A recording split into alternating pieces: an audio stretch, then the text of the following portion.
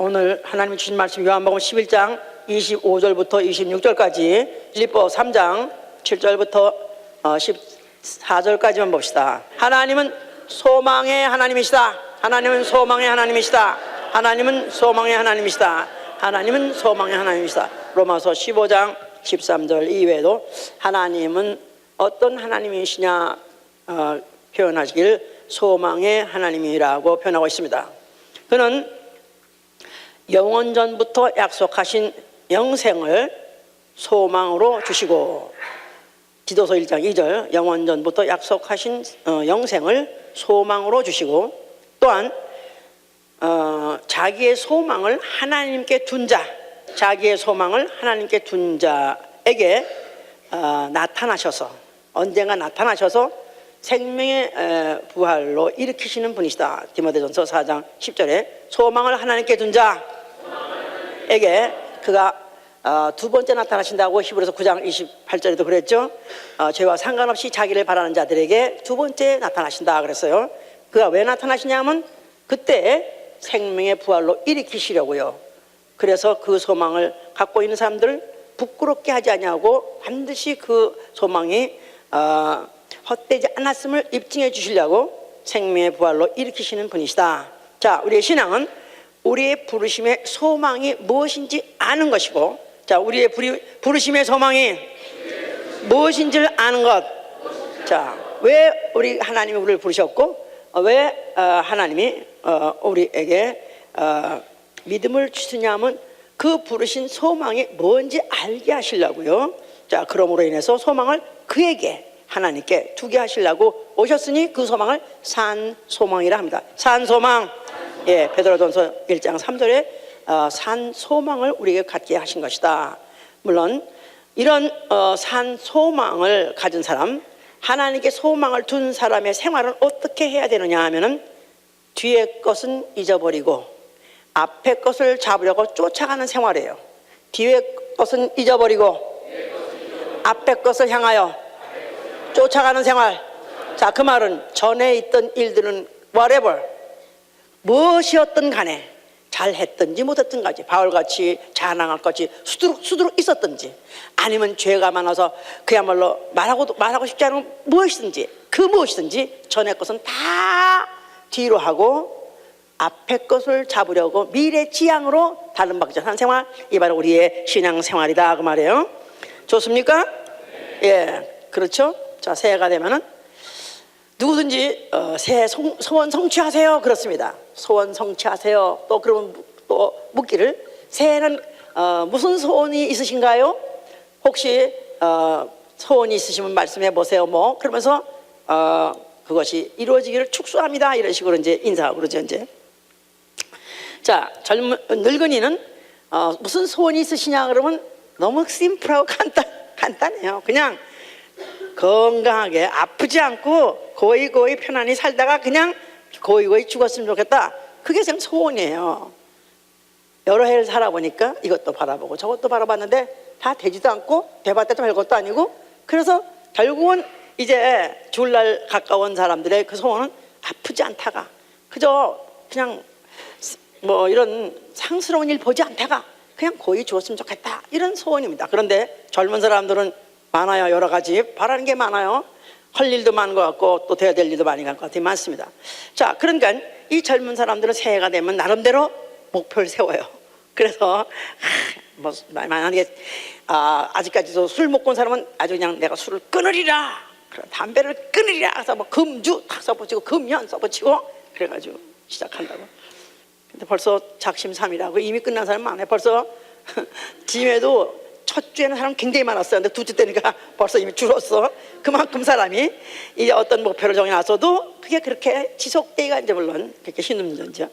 자, 그래서 이제 목적과 목표에 대해서 조금 이제 알아봅시다. 우리 지난주에는 목적에 대해서 말씀을 전했어요. 목적은 purpose, 뭐 aim, 뭐 이렇게 영어로 하는데 좀 추상적이에요. 이거는 궁극적으로 도달하고자 하는 것이 바로 이제 목적인데, 이건 추상적이죠. 그러나 목표라는 것은 mark 아니면 target, 뭐 goal 이렇게 말하는데 이거는 구체적이에요. 추상적이 아니라 구체적이라 나아가서는 현실적이다 그 말이죠. 그러니까 현실적으로 해야 될 일, 해야 할 일, 이것을 목표로 놓는 거다 이 말이에요. 그러니까 목적은 좀 추상적이고 좀 물론 바라긴 바라지만 그리고 되길 원하지만 그러나 그건 아주 그런 추상적인 것이고, 그러나 이것을 이루기 위해서, 목적을 이루기 위해서 목표는 현실적이고 구체적으로서 정하는 것입니다. 그래서 이걸 갖다가 이제는 정하되 실현이 가능한 걸 전하는 것이다 이 말이에요. 그렇죠? 목표는 실현이 가능한 걸 전하는 것이다, 정하는 것이다. 목표 실현이 가능한 것. 그렇죠. 이제 실제로 내가 나는 올해는 날아가리라, 이렇게 하늘을 날아가리라, 이거 미친놈이지 이거는. 물론 영생할 때는 하늘로 붕 떠 올라가지만 그럴 때 목표를 정하는 거예요. 우리 주 예수 오신 날에는 하늘로 붕 떠서 올라가길 원하시면 아멘 하세요. 그런다고 그랬으니까 그러려면 목표가 있어야 돼요. 그렇게 될 수 있는 목표를 성경은 제시하고 있다 이 말이에요. 참, 이 성경은 엄청난 걸 제시하는 거예요. 자, 사람들 나름대로 새해는 다 성공하겠다 작정합니다. 운동선수로 작정해요. 그래서 운동선수의 최대 꿈은 뭐냐면 올림픽에 선발돼서 거기에 출전하고 거기서 금메달 따는 거, 그야말로 그 이상의 목표가 없죠. 이제 그것을 목적으로 한다면, 예를 들어 설명하자면 이제 목적과 목표를 구분해서 설명하면 운동선수의 목적은 아주 성공하리라, 운동선수로 성공하리라, 즉 그게 뭐냐면 올림픽에 나가서 금메달 따리라, 이런 목적을 가졌다면 목표가 있어야 된다 이 말이에요. 그 목표는 내가 이제부터 지옥 훈련을 하리라, 매일매일 지옥 훈련, 그야말로 하여튼 그냥 이른 아침부터 일찍 나가지고 뛰어야 되고 체력다 단련해야 되고 또 모든 육체에 나쁜 것들 생활에 해로운 건 다 끊어야 되고, 그래서 그야말로 지옥 훈련을 통해서 그걸 이제 달성하려고 그러죠. 또 학생은 내가 말이에 나는 성공하겠다는 사람은 나는 인류학교를 가고 싶어 한다. 그게 이제 만약에 목적이다 이 말이야. 그렇다면 인류학교를 가고 싶은 그 목적을 이루기 위해서는 목표가 있어야 돼요. 나는 하루에 잠을 2시간만 자리라. 그래가지고 하여튼 눈에다가 요지를 꽂고라도 그렇게 해서 하는 사람도 있고, 또 그러지 며칠 다 못해서 간둔 사람도 있고, 기껏해서 잃어봤대 이제 팔고 가보니까 또 해봤대 그것도 별거 아니고, 이렇게 해서 이제 하더라도 한다 이 말이에요. 사업가는 사업가대로 올해 수익을 내가 1억 불을 남기리라, 수출을 1억 불 달성하리라 한다면은 그걸 이루기 위해서는 정말 어떻게 하면 성공한 기업을 벤치마킹을 한다든가, 그러면서 그 성공한 기업인들의 기업 경영 무슨 컨퍼런스 있으면 찾아가기도 하고, 또 가서 들어가서 보기도 하고서 열심히 배우고, 나아가서는 그렇게 경영을 하려고 실질성으로 목표를 놓고 그걸 이제 그 회사 경영에서 이제 하죠 이제. 자, 이렇게 해서 그 목적을 놓고 목표를 정해서 그대로 한 사람 중에서 혹 성공한 사람도 있습니다. 그러나 대부분이 다 성공하지 못하고 대부분이 다 결국은 실망하는 이유는 목적이 좋아도 결국은 목표를 달성하지 못하기 때문에 그런 것이다. 자, 이 성경은 우리에게 우리 인생들에게 무엇을 삶의 목적으로 두게 하셨는가 지난주에 들었어요? 무엇이죠? 뭐이죠? 예, 제가 지난주에 어느 교회 가가지고 지난주에 설교에 딱 들은 것 중에서 한마디만 얘기해봐라, 한 단어만 얘기해라. 그런데 띵 해가지고 안 하는 거야. 이제 딱 한 단어가 뭐죠? 영생이에요. 영생입니다. 자, 성경은 너희가 성경을 영생을 얻고자 상고하거니와, 이 성경은 누구에 대해서라?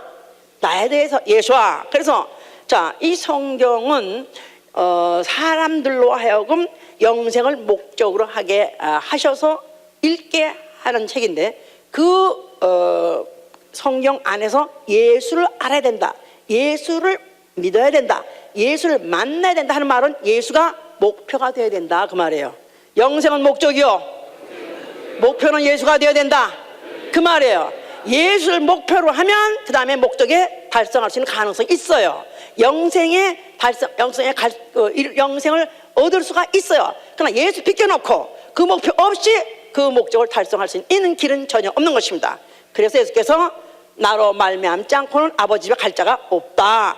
말씀하신 것이다 이 말이에요. 자, 이런 것을 이제 알아놓으셔서 이제 그걸 전제로 하고 성경을 이제 그 이야기를 시작하는데, 에덴 동산에 이제 아담이라는 사람부터 얘기가 나옵니다. 근데 이제 이 하나님이 아담을 어떻게 만드냐면 흙으로 사람을 만드시고 그 안에다 생기를 불어넣어서 생령이 되게 하셨다 그랬었어요. 생령, 육 있는 영, 육체는 흙으로 만들어졌고 또 죽어서 흙으로 다시 돌아가고, 그러나 영은 그 안에다가 하나님이 하고 생기를 불어넣으심으로써 하나님 속에서 나왔기 때문에 결국은 육체에 떨어져 나가는 순간에 그 하나님 품속으로 돌아가서 영생하게끔 하나님이 만드신 것이다. 그렇죠? 그런데 아담이 하나님이 금하신 선악과를 먹지 말라 하셨는데 불구하고 뱀의 사주를 받아가지고 속아가지고 죽지 않는다는 말에 용기 100배에서 먹었습니다. 물론 하와가 먼저 먹고 이제 아담에게 먹였죠. 자, 그래서 그들은 결국은 범죄함으로 인해서, 범죄함으로써 육체로는 달라진 게 없어요. 육체로는 그 후도 몇백 년을 살았어요. 그리고 죽었어요. 흙으로 돌아갔어요. 그런데 영적인 놀라운 변화가 있는 것은 영은 돌아갈 길이 잃어버린 것이다 하고 지난주에 설명을 들었습니다. 영은 어디 가게 됐어요? 결국은 영은 마귀와 함께 지옥불로 가게 됐다고 마태복음 25장 41절에서 영은 마귀와 함께 지옥불에 던져지게 되었다. 자, 그걸 이제 말해서 계시록 20장 6절이나 14절은 둘째 사망, 둘째 사망. 예, 영이 하나님께서 분리됐을 때 그걸 사망이라고 말하는데, 둘째 사망이라는 것은 이제 그 사망이라는 고통과 그 사망이라는 그 공포, 그 형벌을 정말로 그 몸으로 영원히 체험하는 곳, 바로 그것이 둘째 사망인 것입니다. 자, 이렇게 해서 이 아담 이후 전 인류는 그런 운명에 처했기 때문에 지금 이렇게 우리 교회 온 분 이외에 또 바깥에 세상에 많은 사람들도 다 정상적으로 생각하고 정상적으로 생활을 하면서 그들이 정상적인 생활을 한 것 같지만은, 그러나 그 운명은 이미 결정되기를 어느 날인가 숨 끊어지는 날이면은 결국은 지옥불로 들어가서 영원한 그 고통과 고문을 그야말로 체감하면서 영원히 받을 수밖에 없는 그런 운명에 빠져 있는 것이다. 자, 이런 상태에서 하나님이 아브라함을 부르셨고, 그 아브라함에게다가 예언하시를 이제 앞으로 내 후손이 이제 앞으로 날 것이며 후손은 앞으로 이방에 가서 그 종살이할 것이고 내가 그들을 징치했을 때 다시 이를 가다 이끌어내리라. 그러면서 거기에 연이어서 예언하신 내용이 뭐냐면 창세기 15장 15절에 너는 장수하다가 평안히 조상에게로 돌아갈 것이고 너는 장사될 것이다. 네 몸은 장사될 것이다. 너는 장수할 것이고 조상의 집으로 돌아가서 장사될 것이다. 그 몸이 앞으로 장수할 것이고 그 몸이 평안히 또 그 조상 땅으로 돌아갈 것이고 또 그리고 결국은 그 몸이 장사 무덤에 안치될 것이다 하는 것을 약속하셨어요. 자, 그래서 이 아브라함과 이삭과 야곱이 가진 신앙, 또 하나님의 받은 축복이 뭐냐면 장수라는 그런 축복을 받은 거예요. 너는 장수할 것이다. 자, 그래서 아니라 뭐 이삭도 장수하고 야곱도 장수하고 그 후손들이 이제 장수하는 것을 이제 그들이 이제 아주 복으로 알고 또 실제로 그렇게 살았어요. 자, 야곱은 그가 죽었습니다. 그러면서 그가 죽으면서 하는 말이 유언하기를 나를 가나안 묘실에다가 우리 조상의 묘가 있는 그 가나안에다가 그 묘실에다가 나를 장사 지내달라. 그래서 그 육체가 결국은 오래 살다가 죽으면 결국은 조상 묘에 묻히는 거, 바로 그것을 소원해서 그렇게 유언했고, 또 요셉도 마찬가지입니다. 요셉도 그가 110세에 죽으면서 자기 해골을 조상 맹세한 땅에, 조상에게 맹세한 그 땅에다가 거기까지 데려가 달라 이렇게 했어요. 그러니까 아브라함과 이삭과 야곱의 그 모든 하나님의 축복받은 그 약속은 뭐냐면 장수할 것이고, 그 다음에 그 아비집 묘에 조상 하나님이 약속하신 맹세한 땅에 가서 묻히리라. 바로 이게 그들의 하나님께 받은 약속이고 또 그들이 그 소원이었던 것이다 그 말입니다. 이제 자, 이런 약속이 있었기 때문에 그 후손 이스라엘이 애굽에서 종살이하고 있었을 때 하나님 모세를 보내셔가지고 거기서부터 이들을 갖다 해방시켰어요. 그러면서 그들에게 하신 말씀이 네 조상 아브라함과 이삭과 야곱에게 약속하신 그 땅으로 너희들이 돌아가라 그랬어요. 그 땅으로, 약속의 땅으로 돌아가라. 자, 그래서 뭐 그냥 전격적으로 또 그냥 굉장한 아주 그 총체적인, 우주 총체적인 그런 이적을 통해서 그들이 하룻밤 사이에 애굽에서 남았습니다. 나오자마자 그들에게 불기둥과 구름기둥이 인도했다 그랬죠. 그냥 그들은 하나님은 보이지 않지만 그러나 아비 집으로 돌아가서 묻히리라, 그 땅에 가서 묻히리라, 이걸 그들은 최대 약속이요 축복으로 생각했기 때문에 반드시 그들은 가서 가리라 하고 할 때 그들의 앞서 가서 그 지표, 소위 말해서 방향잡이가 뭐냐면 불기둥이었어요. 불기둥.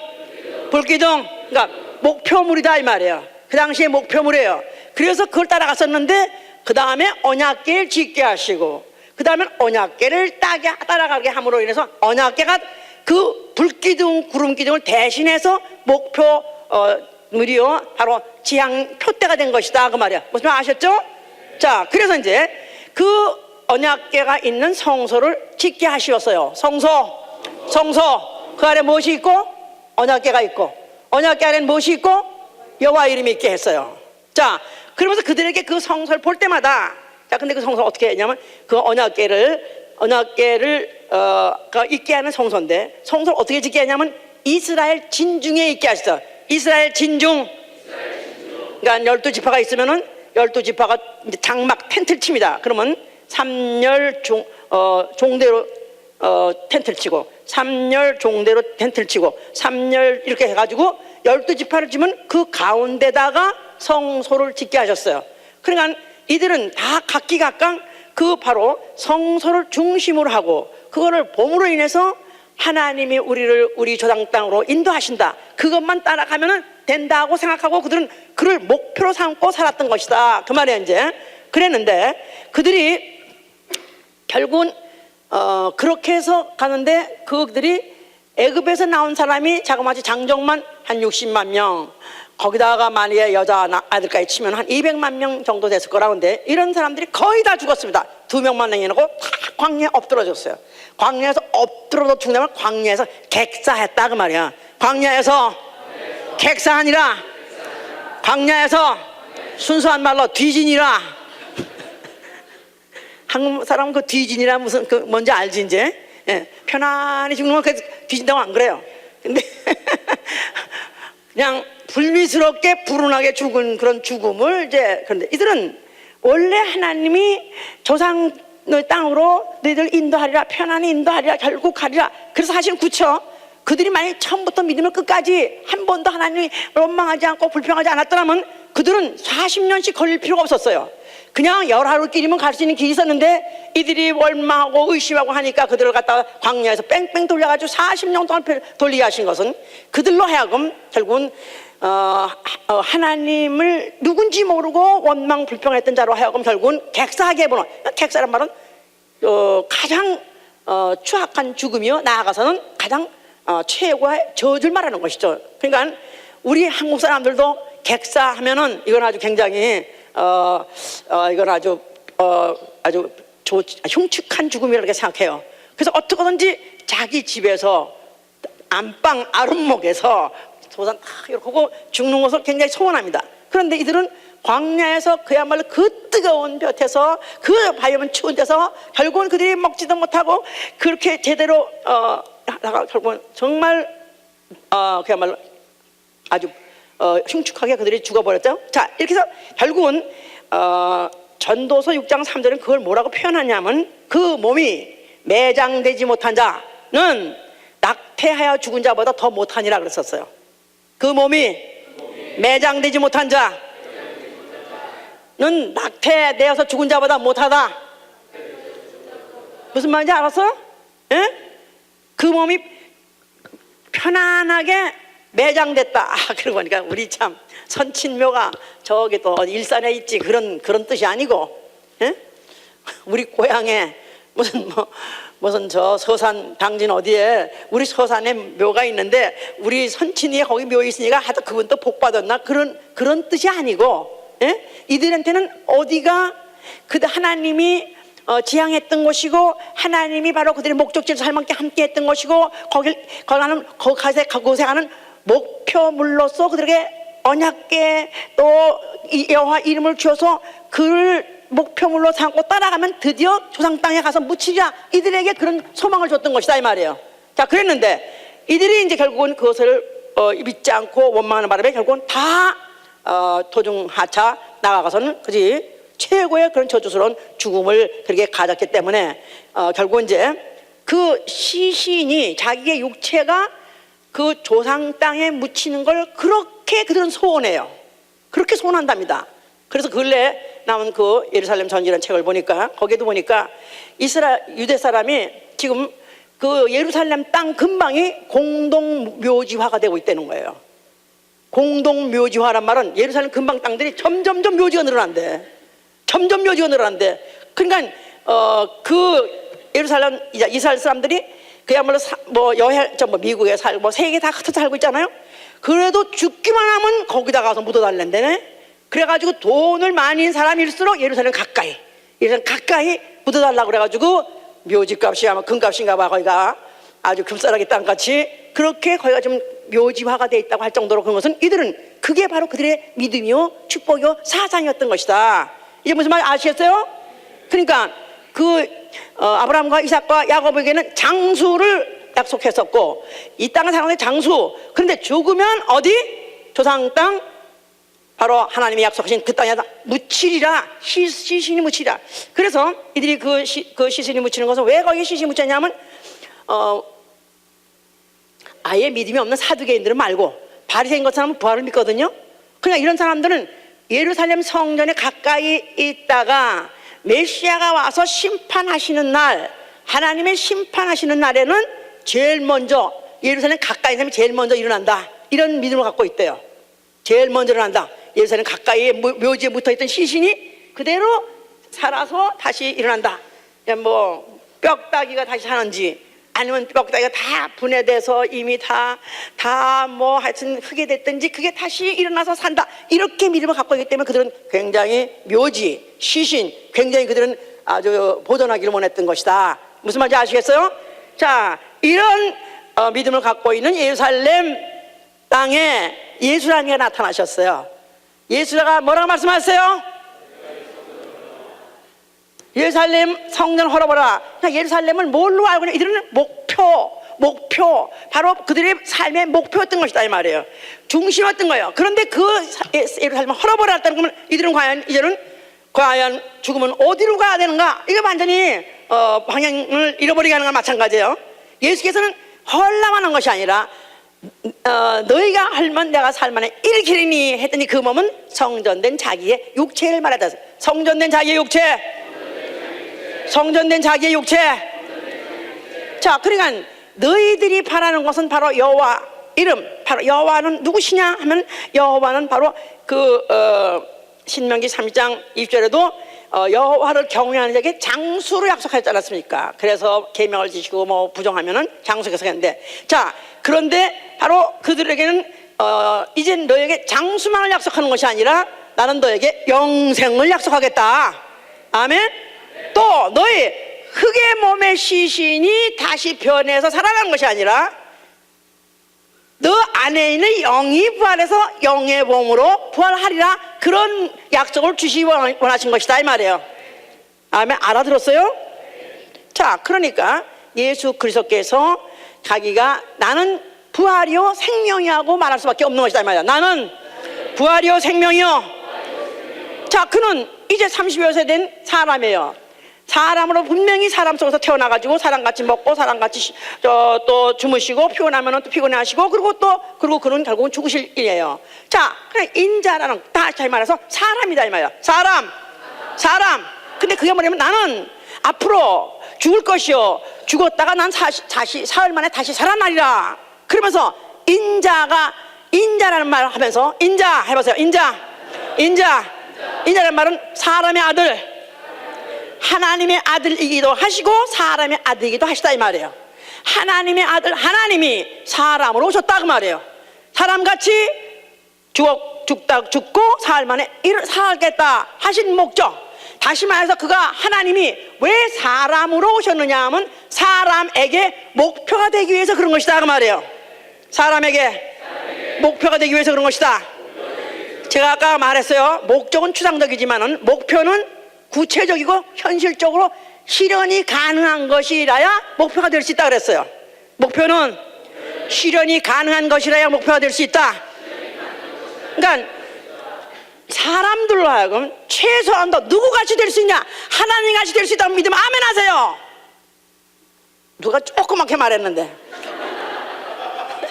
누구야? 손 들어봐. 이게 바로 사단이야. 에? 하나님같이 될 수는 없습니다. 목표를 갖되 누구같이 될 수 있다고요? 예수와 같이 될 수 있게 하시려고 사람 되어서 오신 것이다 이 말이에요. 아멘. 그럼 어떻게, 무엇이 되기 위해서? 그의 성품을 담기 위해서? 그의 인격을 담기 위해서? 아니요. 물론 인격도 닮아야 되고 그의 능력도 닮아야 되지만 가장 목표물로 삼고 목적을 반드시 그 목표를 달성해야 되는 것은 나는 부활이요 생명같이 죽었다가 다시 사는 바로 그 목표. 아멘. 아멘. 아멘. 할렐루야. 나는 죽었다가 반드시 살아나리라. 이런 믿음을 가진 사람은 누구냐 하면 바로 예수를 인자로 보는 사람, 하나님의 아들이시오 인자로 보는 사람에게 그것이 주어지는 것이다 그 말이에요. 아멘입니까? 자, 그래서 그게 이제 예수께서 나사로 무덤에 갔어요. 나사로가 이미 죽었어요. 죽은 지 이미 나흘 돼 가지고 그 몸에서 이미 부패돼서 거기서 이미 진물이 막 흘러나고 막 악취가 나고 있었어요. 이건 뭐 다시 살릴 길이 없습니다. 지금도 부패된 세포를 살리는 방법을 지금도 못합니다. 이 밝고 이 발전된 문명 시대에도 지금도 이미 썩은 건 살릴 수 있는 그런 의학이 없고 과학이 없어요. 자, 그런데 그 당시에 벌써 이미 썩어서 이미 부패돼 가지고 그런 냄새가 나는 그런 시신이 있는 무덤 앞에 갔어요. 근데 예수께서 그 앞에 가셔서 하시는 말씀이 나는 부활이요 생명이요, 나를 믿는 자는 죽어도 살겠고 살아서 믿는 자는 영원히 죽지 아니하라 하셨어요. 아멘. 할렐루야. 나는 부활이요 생명이요. 예수는 나는 생명이요 하고 요한복음 14장 6절에 그렇게 말씀하셨어요. 근데 여기는 부활이요 생명이게 말씀하셨어요. 부활이요 생명이요. 그는 생명이세요. 아멘. 그는 말씀이 하나님 안에 계시던 말씀이 육체로 오셨어요. 근데 그 말씀 안에 생명이 있다고 요한복음 1장 4절에 그랬어요. 그 육체는 사람의 몸으로 태어나서 사람같이 죽을 날이 있더라도 그 육체의 질이 뭐냐면 생명이다 이 말이야. 생명. 그런데 그가 왜 부활이라고 말했냐면, 나는 왜 부활이요 생명 말했냐면, 그가 부활하심으로 인해서 죽었다가 부활하시면 사람같이 나서 사람같이 죽고 사람같이 나서 사람같이 죽고 또 사람으로 부활할 것이기 때문에, 그래서 그가 부활을 말씀하셨고 그러므로 인해서 나는 생명임을 입증할 것이다 그런 뜻입니다. 자, 그래서 예수 그리스도께서 오셔가지고 부활에 대해서 본격적으로 말씀하기 시작했어요. 그 어느 선지자도 부활에 대해서 말해보거나 또 설명하거나 또 본인이 또 그와 같이 죽었다가 부활한 사람도 없으니까 오로지 예수만이 처음으로 부활에 대해서 설명하기 시작하는 거예요. 그래서 이제 부활에 대해서 요한복음 5장 29절 보세요. 자, 예수 믿는 사람만 부활한다고 믿으면 아멘 하세요. 왜? 어떻게, 이거 요행이 맞은 거야? 어떻게 된 거야? 알고 말하는 거야 이거? 예? 읽어보세요. 선한 일을 행한 자는 생명의 부활로, 악한 일을 행한 자는 심판의 부활로 나오리라. 예수께서는 이 사람의 조직에 대해서 그가 너무너무 설명을 잘 하십니다.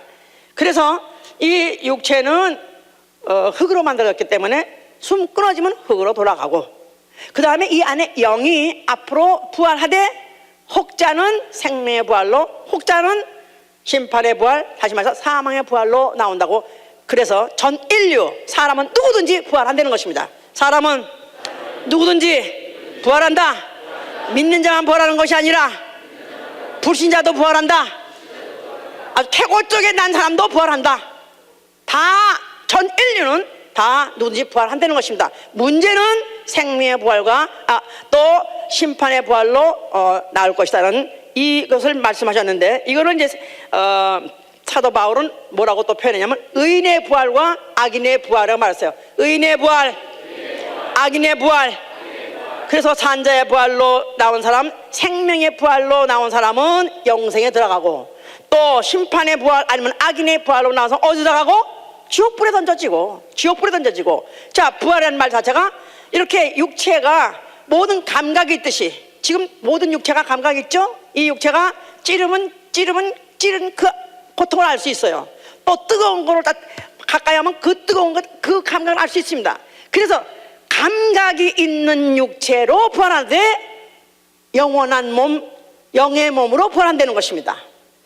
이게 문제다 이 말이에요. 이게 문제예요. 자, 이게 지금 왜 예수를 개떡같이 믿느냐 하면은, 부활한다 하면은 무슨 어떤 관념인 줄 알아요. 나아가서는 그냥 꿈에서 느끼는 정도라고 생각해요. 아니, 꿈에서도 악몽 꾸면 그렇게 무서운데, 그런데 그냥 꿈인, 그래도 그 꿈은 그러나 그렇게 육체적으로 고통을 실질적으로 못 느낀다 이 말이야. 근데 이 고린도서 15장 보시면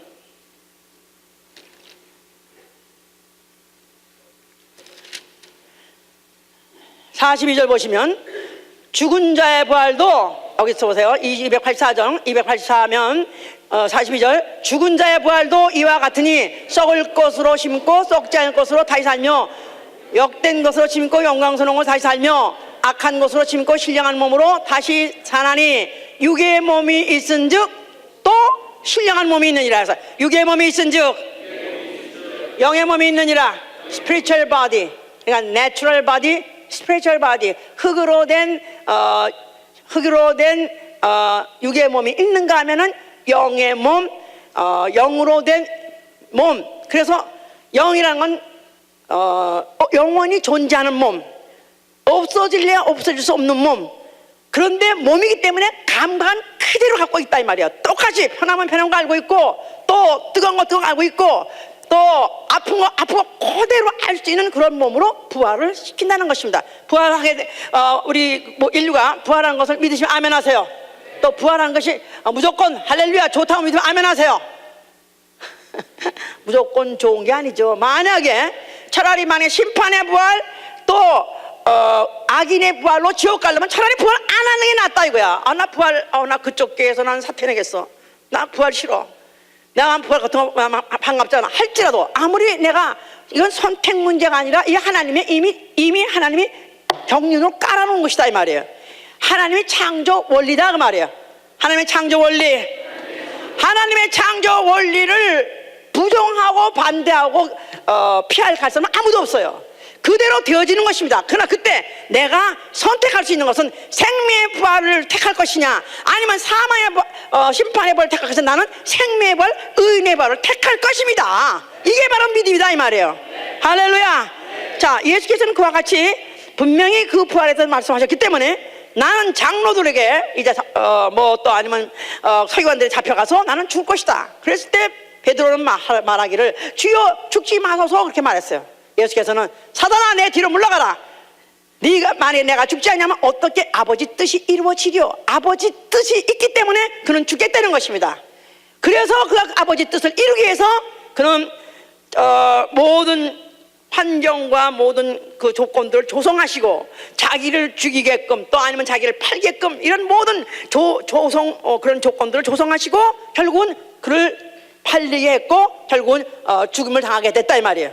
결국은 그가 죽으시면서 그는 뭐라고 말씀하셨어요?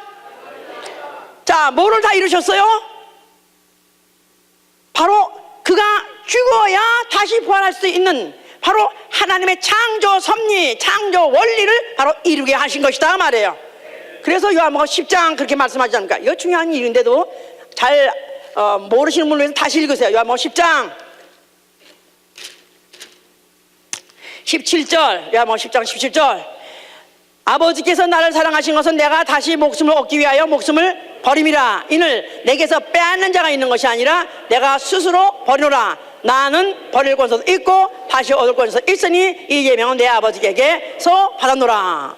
그러니까 그는 자기가 목숨을 스스로 버린다는 거예요. 할 수 없이 제자들이 팔았고 또 정권자들의 힘이 세서 잡아가니까 할 수 없이 죽인 것이 아니라 12영을 부르면, 천사를 부르면 내게 죽음을 면할 것을 내가 못하겠느냐. 얼마든지 할 수 있다. 그러나 나는 하지 않는다. 왜? 나는 죽으러 왔고 나는 죽기 원해서 죽을 때가 됐기 때문에 나는 죽겠다 하면서 그가 자기 목숨을 내놓은 것은, 그가 목숨을 버리는 것이 아니라, 버린다고 말했는데 버리는 것이 아니라 버리는 것은 목숨을 심은 것이다 이 말이에요. 목숨을 심고 목숨을 거두려 합니다. 목숨을 내려놓고 생명의 부활을 얻으려 합니다. 자, 그래서 그는 같은 결국은 그런 예정을 갖고 있기 때문에 그는 담대하게 죽으신 것이죠. 이런 와중에서 예수를 죽일 수 있도록 그에게 사망 권세를 준 그 마귀, 그래서 결국은 아담에게 죄를 짓게 하고 그 아담의 죄를 예수가 가지고 죽을 수 있도록 하게 한 그 사망 권세 마귀를 심판하신 것이고, 그리고 그가 죽으시면서 그 죽음은 그 몸으로 인류의 죄값을 구속하신, 죄값을 갚아주신 죽음이요, 그리고 그 몸에서 흘러나온 피, 구속의 피, 그것을 인류에게 뿌렸어요. 인류의 전 인류에게 뿌렸어요. 그 피를 한 방울 받은 사람으로 하여금 산 소망이 있게 하신 것이다 이 말이에요. 산 소망, 썩지 아니하고 더럽지 아니하고 쇠하지 아니하는 기업, 썩지 아니하고 더럽지 아니하고 쇠하지 아니하는 기업, 바로 산 소망을 인류에게 주신 것이다. 그는 그렇기 때문에 그 일을 다 마치셨기 때문에 부활하셨어요. 그가 부활하셨을 때 그를 부활의 첫 열매라고 그래요. 부활의 첫 열매. 자, 그 말은 그 전에 구약시대 때도 죽었던 사람들이, 믿음의 사람들이, 죽었던 사람들이, 산 사람들이 있습니다. 그거와는 전혀 다른, 그 몸은 또 죽을 거예요. 살려놔도 또 죽을 거예요. 나사로도 또 죽을 겁니다. 그런데 예수는 다시 죽지 아니하는 영의 몸으로서 부활하신 것이다 이 말이에요. 그래서 처음이기 때문에, 그런 부활은 처음이기 때문에 그래서 그를 부활의 첫 열매라 하는 것이다 이 말이에요. 자, 우리 예수의 몸에 대해서 다시 한번 생각해 봅시다. 자, 예수가 죽었다가 부활하셨어요. 그가 부활하자마자 그 무덤은 뭐가 됐어요? 빈 무덤이 됐어요. 빈 무덤. 그 이스라엘 사람들이 그토록 사모하는 무덤, 그들은 조상 땅에 가서 묻히는 것을 그토록 원했고 그 안에 시체가 있기를, 고이 안치되는 것을 원했어요. 예수가 부활함으로 인해서 그 부활함으로 그 무덤을 빈 무덤으로 임해서 무덤 아무것도 아니다, 무덤 필요 없다. 왜? 그는 거기에 머무를 뿐이 아니라 그 몸이 100% 영의 몸이기 때문에 영의 몸으로 오셨기 때문에 영의 몸으로 부활하신 것이다 이 말이에요. 예? 무슨 말인지 아셨어요? 그래서 첫사람 아담은, 그걸 다시 한번 보세요. 여기 예수의 조직에 대해서 15장. 지금도 이 예수의 조직을 모르고 얼마나 그 부활을 설명하는 목사라고 하는 사람들이 주책을 떠는지. 예? 자, 보세요. 45절 보니까 기록된 바 첫사람 아담은 산 영이 되었다함과 같이 마지막 아담은 살려준 영이 되었나니. 자, 첫사람 아담은 전 인류를 말하고요, 마지막 아담은 누굴 말하는 거예요? 예수를 말하는 거예요. 자, 그러나 먼저는 신령한 자가 아니요 육 있는 자요, 그 다음에는 신령한 자니라 그랬죠? 먼저는 누굴 말하는 거예요? 전 인류는 신령한 자가 아니요, 100% 신령한 자가 아니고 육체, 흙으로 된 육체가 있는 자요, 그 다음엔 예수, 둘째 아담, 신령한 자, 100% 신령한 자는 거예요. 알았어요? 예수의 부활. 그 몸이 마리아에서 태어난 그 몸, 또 십자가에서 못 박혀서 죽은 몸, 그 몸이 100% 그대로 부활하신 것이다 이 말이에요. 모세 손에 못자국을 갖고 그대로 부활하신 거예요. 그 중에서 빠져나간 건 피밖에 없다 그 말이에요. 알았어요? 자, 그럼 사람의 몸은 어떻게 될까요? 사람은 몸이 흙으로 돼 있어요. 또 그 안에 영이 돼 있어요. 자, 죽어요. 뭐가 죽어요? 영이 죽어요. 아니, 잘못해. 육체가 죽어요. 흙으로 된 몸이 죽어요.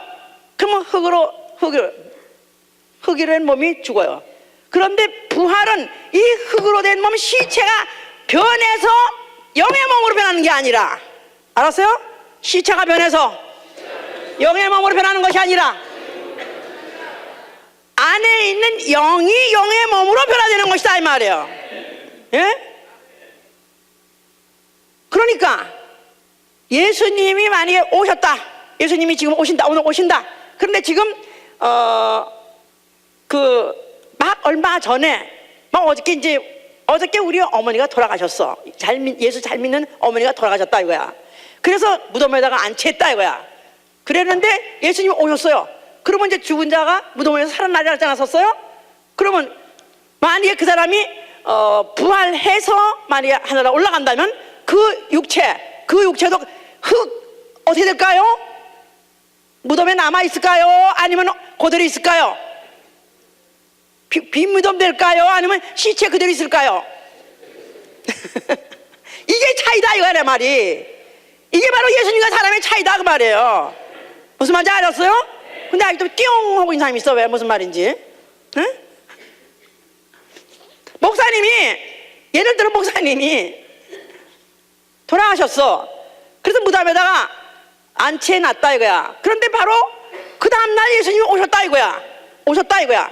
그러면은 믿는 자는 죽어도 살겠고 살아서 믿는 자는 영원히 죽지 않나, 그 말을 알아야 돼요. 그러니까 믿는 자는 믿는 자는 죽어도 살겠고, 뭐가? 시체가 아니면 영이? 그렇죠. 살아서 믿는 자는 영원히 죽지 않는다. 그 말은 영이 죽어본 적이 없다 이거야. 영이 죽지 않는다 이 말이야. 예수 믿는 사람은 생명을 가졌고, 아멘? 피를 받는 순간에 생명을 가진 거예요. 내 안에 예수의 피가 있다. 내 안에 생명이 있다. 이 생명 가진 채로 몸만 홀가당 벗어버리고 흙이 된 몸만 싹 벗어버리고 요게 싹 변화돼서 하늘로 올라가는 것이다 이 말이에요. 할렐루야. 이 조직이 이렇게 돼 있다 그 말이에요. 예? 자, 나는 생명의 부활하리라. 자, 그러니까 육의 몸이 있는가 하면 신령한 몸이 있다. 그러니까 이 지금 유대인 사람들은 그 흙으로 된 몸이 부활하는 걸 믿는 게 바리새인들의 믿음이에요. 바리새인의 믿음. 아, 그 사람들 부활 믿는가? 우리가 똑같이 믿는가? 다르다니까?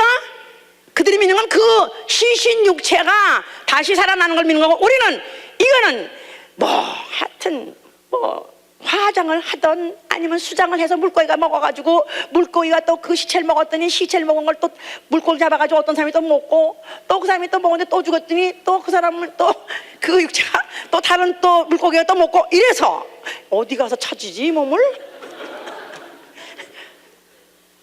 죽는 순간에 내 몸은 난 관계없다 이거야. 알았어요? 나 숨지는 순간 내 육체와 나는 관계없다. 이게 백혀야 된다 이 말이야. 이게 백혀야 내가 삶의 목표를 놓되 뭘 놓고 사냐면 생명의 부활을 놓고 그걸 펴대로가 살 수 있는 것이다 그 말이야. 알았어요? 자, 그래서 바울 이제 그 하늘로 예수가 올라가셨고, 그가 바로 산 자와 죽은 자의 심판주가 되셨어요. 그는 보좌에 앉으셨으니 어린 양 일찍 죽임을 당한 흔적, 다시 말해서 죽은 흔적, 다시 부활하는 흔적을 그는 갖고 계시다 그 말이에요. 어린 양, 죽은 흔적, 다시 살아난 흔적, 그가 몸을 가지고 세세토록 하늘에서 그가 보좌에 앉아 계시고, 성령이 오셨으니 바로 예수의 이름을 가지고 오신 것이다 이 말이에요. 성령을 누가 받습니까? 불신자가 받습니까? 아니면 신자가 받습니까? 영이 죽은 사람이 받습니까? 아니면 영이 산 자가 받습니까?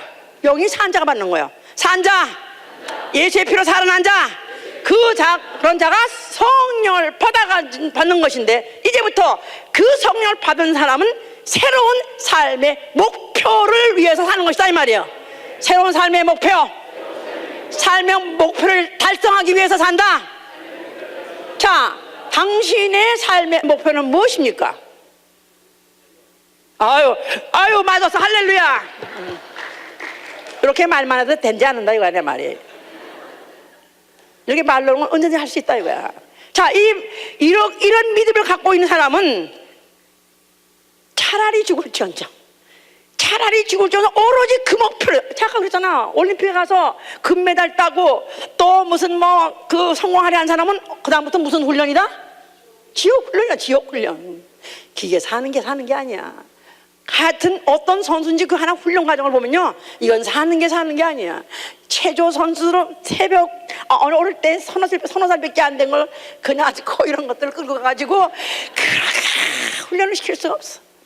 이 무슨 아이스하키 이런 것도요, 어느 날 뭐 그냥 하다가 뭐 한번 스케이트 타다가 오늘부터 탈까? 아니요, 어릴 때부터 아예 예비가 미쳐가지고 그걸 시켜가지고 애들이 아직 걸어 다니지도 못하는 애들, 걸음을 겨우 뛰는 애들한테 그거 딱 시켜가지고 그때부터 그 애 삶은 땅에서 걷는 것보다 얼음에서 걷는 게 더 많아. 땅에 육지를 걷는 것보다 얼음에서 걷는 게 더 많아. 이래야 그나마도 뭐 NHL 선수가 되고 그나마도 올림픽에 나가지. 그렇지 않으면 어림도 없다 이거야. 자, 이 바울은 그렇기 때문에 그런 바로 이걸 깨달은 사람이에요. 이걸 이 몸의 조직을 안 사람이야. 예수의 부활을 안 사람이야. 무엇인지 안 사람. 그래서 예수의 죽음과 예수의 부활을 그의 표대로 삶았다. 그래서 어찌하든지 그 예수 그리스도의 죽으심을 본받고 어찌하든지 예수 그리스도의 부활을 본받아. 그래서 예수의 죽음과 부활을 그의 표대로 삼고 생명의 부활하는 목적을 갖고 그럼 오로지 나가서 살고 또 나가서 전했기 때문에 그가 전한 그 말들이 그렇게 센세이션을 일으켰어요. 그냥 유대인들한테는 송사를 받고 또 나아가서는 또 이방인들한테는 이건 미쳤구나, 이거 미친놈이구나. 왜? 그가 말한 건 죽은 자의 부활을 말한다. 죽은 자의 부활, 죽은 자의 부활. 그러니까 가서 죽은 자의 부활에서 말하기 시작하면 두 표로 갈리는 거야.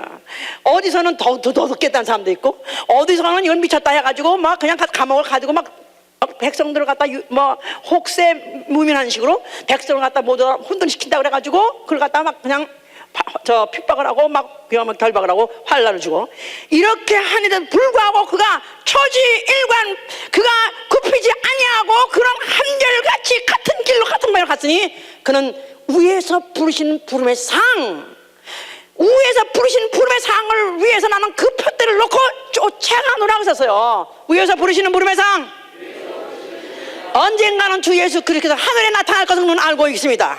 언젠가 공중에 나타날 걸 믿고 있습니다. 그런 계시의 영을 그는 받아가지고 우리 주 예수 그리스도 강림하실 때 공중에 나타나리라.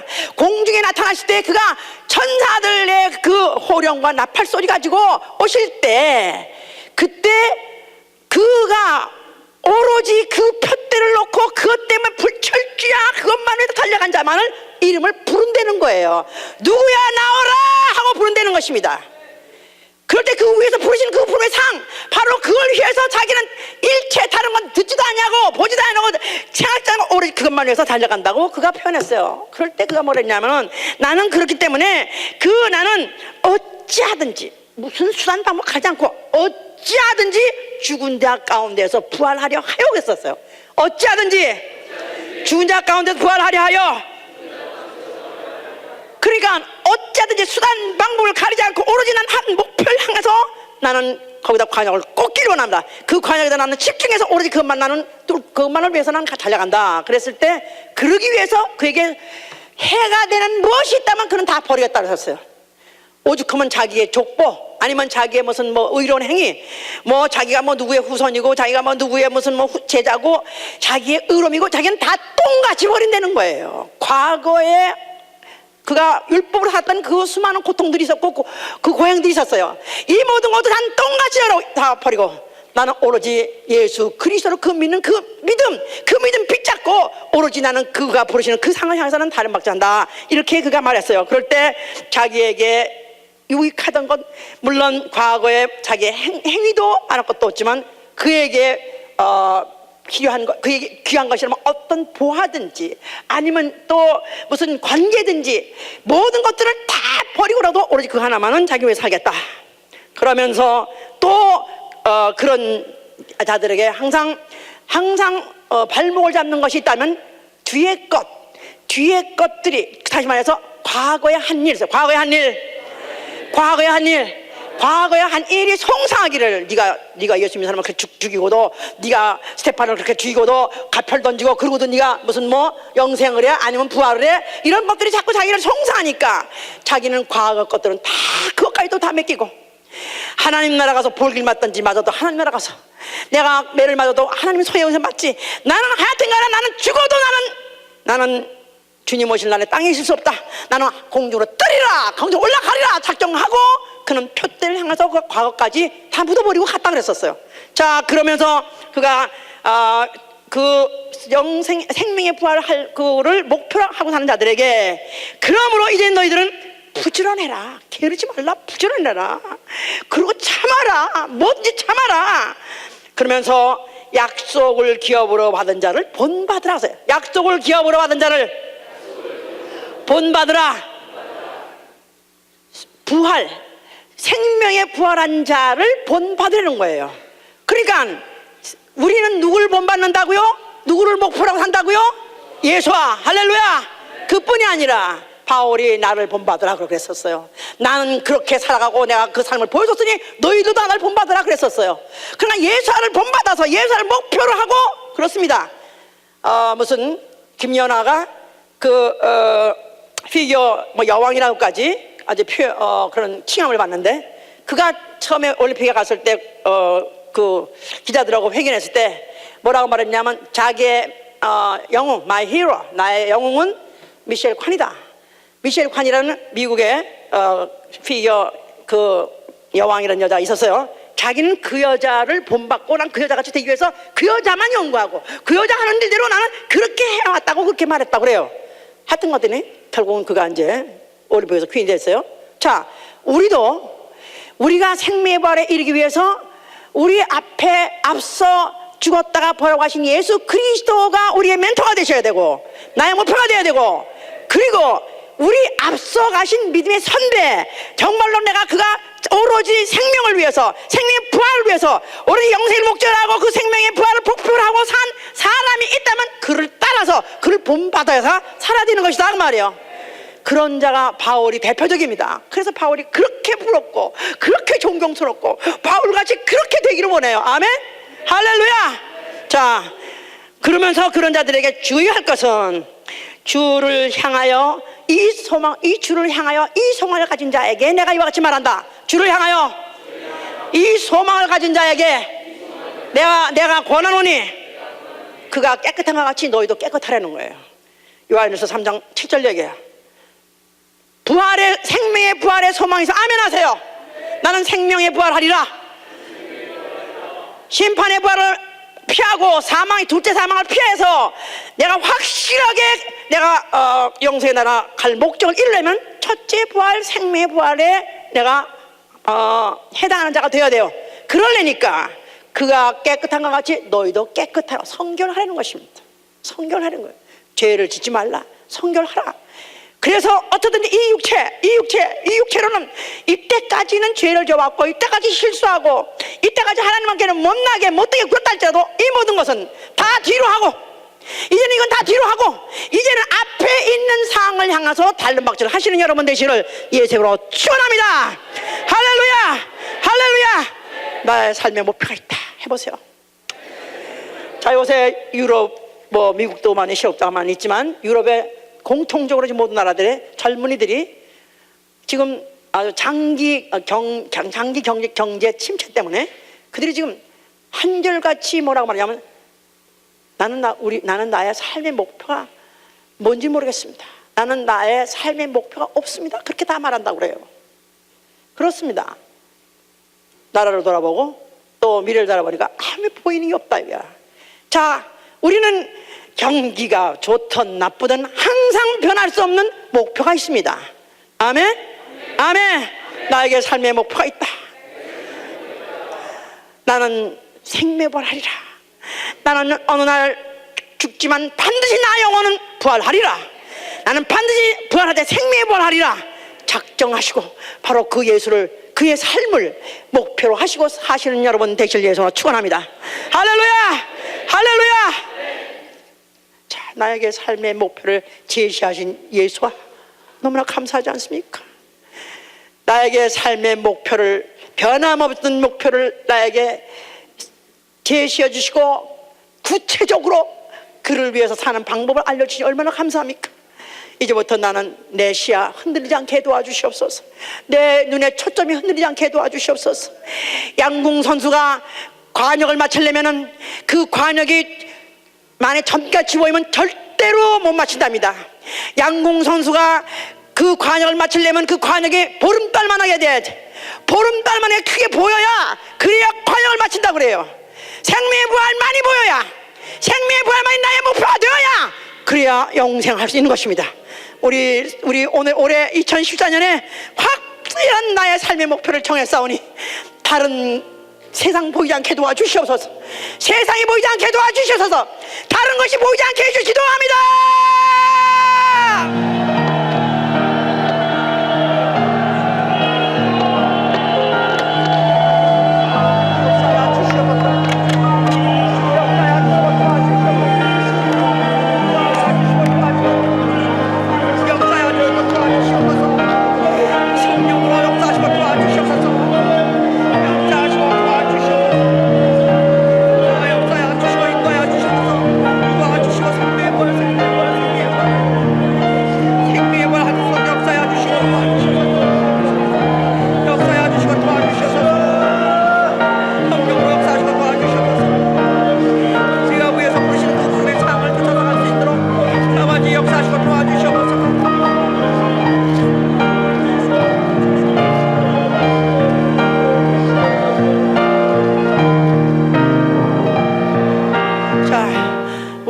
자녀들에게, 우리 가족에게 2014년에 또 여러 가지 소원이 있습니다. 무슨 소원을 가지고 나오셨고 하나님이 무슨 소원을 들어주시기 원합니까? 내 남편이든지 내 가족 자녀든지 누구든지 그 목표가 오로지, 그 삶의 목표가 오로지 예수화가 되게 해주시고 생명이 되게 하여 생명의 부활이 되게 해주시옵소서. 이거 하나만큼은 반드시 달성하게 하여 주시옵소서 기도합니다.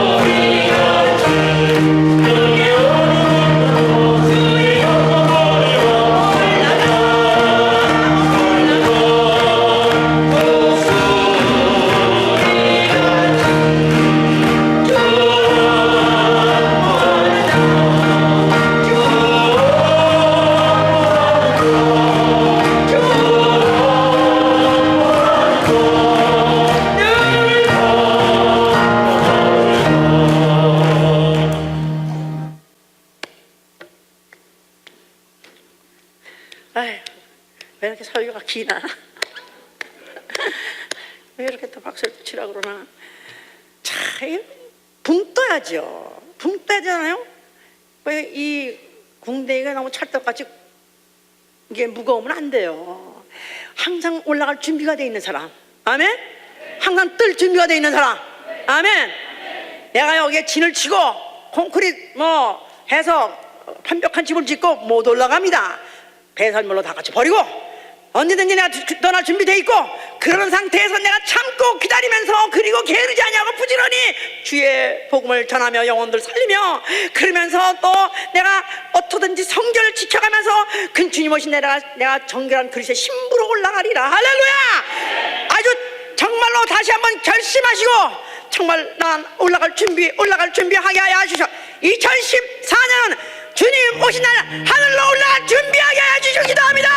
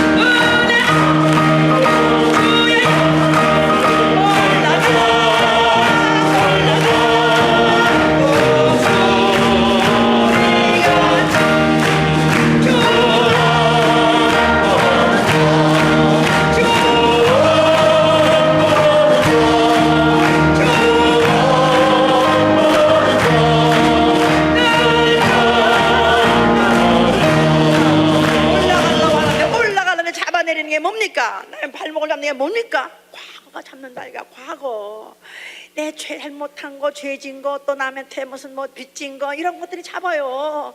그런 그 뒤에 이거는 다 뒤로 하라는 거야. 뒤로 하라는 거야. 뒤로 하고 하나님께 맡기고 예수의 피에 믿어버리고 나는 간다. 너는 여기 있어라. 나는 간다. 과거야. 너는 여기 있어라. 나는 올라간다. 과거야. 너는 이곳에 있어라. 나는 하늘로 올라간다. 올라가.